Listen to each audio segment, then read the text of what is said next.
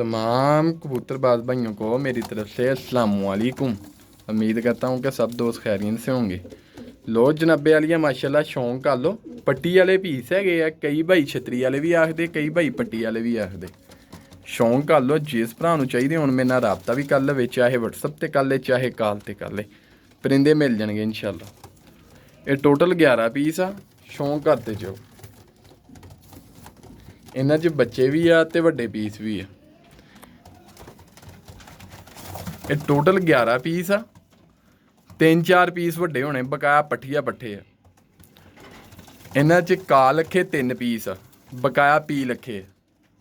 ये total 11 piece आ P लखा नारा एक सामने, एक कबूतर आ पी लखा वड्डा, ठीक हो गया।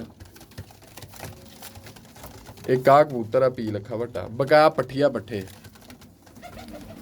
शौक करते जाओ, जिस भरा चाहिए हुण मेरे नाल राबता भी कर लवे, चाहे वट्सअप ते कर ले चाहे कॉल ते कर ले। किसी किस्म का किसी परिंदे च फाल नहीं है, माशाल्लाह तुहाडे सामने है। ना किसी दी अक्षक दुखदी, ना किसी नूं झोला झोला, सारे माशाल्लाह तंदुरुस्त।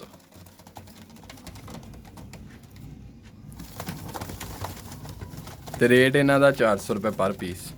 लोकेशन मेरी फैसलाबाद आ, नाम मेरा मोहम्मद शाह, कारगोवाल पाकिस्तान। उसके अलावा चार्जर होंगे। 11 पीस आ, 11 के 11 ही मिलने हैं। लोकेशन मेरी फैसलाबाद।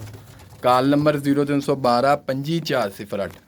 व्हाट्सअप नंबर भी यही है, कॉल नंबर भी यही है। चाहे मेरे नाल व्हाट्सअप ते रबता कर लो, चाहे कॉल ते कर लो। परिंदे देख लो, 11 पीस टोटल।